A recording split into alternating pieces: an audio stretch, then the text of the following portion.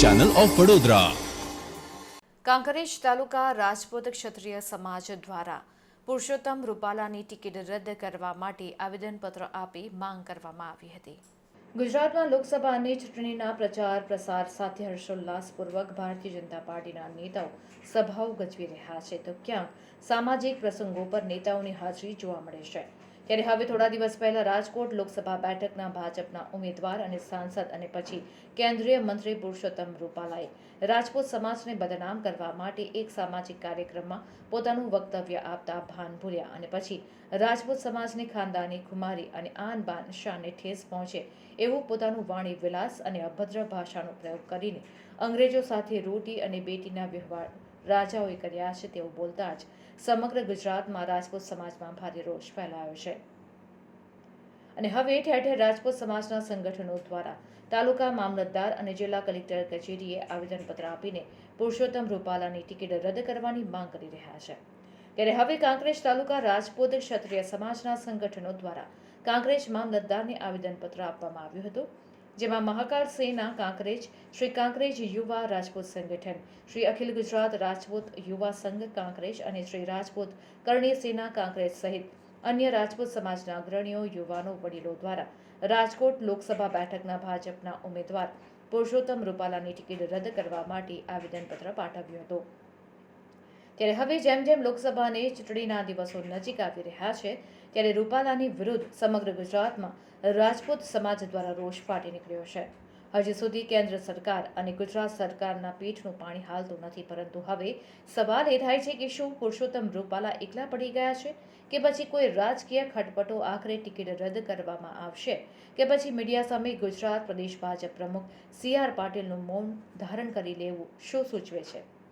ત્યારે હવે મોટો ધડાકો કરશે કે શું એ તો આવનારો સમય જ બતાવશે। પરંતુ હવે ગુજરાતના રાજપૂત સમાજના રોષને રોક લગાવવામાં મોદી સરકાર કેટલી સફળતા મેળવશે અને ભાજપ સાથે રાજપૂતોને કોઈ વિરોધ નથી, પરંતુ ફક્ત પુરુષોત્તમ રૂપાલાની ટિકિટ રદ કરવા માટે જ સમગ્ર ગુજરાતમાં રાજપૂત સમાજના સંગઠનો મજબૂત બનીને મેદાને ઉતર્યા છે। ત્યારે ભાજપ પ્રમુખ સહિત મોટા ગજાના નેતાઓએ પણ ચૂપકેદી સેવી લીધી છે। આજ રોજ કાંકરેજ રાજપૂત ક્ષત્રિય સમાજ દ્વારા આવેદનપત્ર આપવામાં આવ્યું છે અને એ આવેદનપત્ર છે એ અમે જિલ્લા કલેક્ટર સાહેબને નિયમ અનુસારની કાર્યવાહી માટે મોકલી આપીશું। ધન્યવાદ। પણ જે થાય એવી આપને બધાને અપીલ છે, નિયમ અનુસારની કાર્યવાહી માટે અમે કલેક્ટર સાહેબને મોકલી આપીશું। રૂપાલા જે રાજપૂત સમાજની લાગણી દુભાવી ભાષામાં જે ભાષણ કર્યું છે એના માટે રાજપૂત સમાજની એક જ માગ છે, રૂપાલાની ટિકિટ રદ થાય।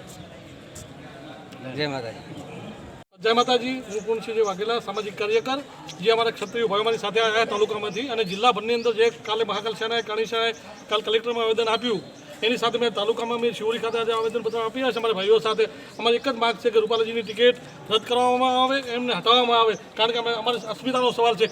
જો આ જો કરવામાં નહીં આવે તો આની આગ તાલુકે, જિલ્લે અને રાજ્યભર અને સ્ટેટ, બીજા સ્ટેટમાં અને દેશભરમાં આગ લાગશે અને હવે જવાબ આપીશું આ ઇલેક્શનની અંદર ક્ષત્રિય સમાજ આપશે જો આ ટિકિટ રદ કરવામાં નહીં આવે તો।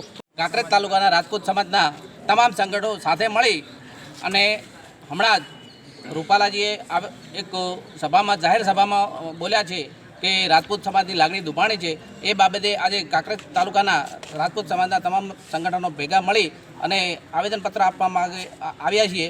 અમારો એક જ માગણી છે કે આ રૂપાલાજીની ટિકિટ રદ કરી અને અમારી જે અસ્મિતા ગવાણી છે એ અસ્મિતાનો વેગ દરેક તાલુકે જિલ્લે અને રાજ્યભરમાં જે છે એનાથી વધવાની શક્યતા છે।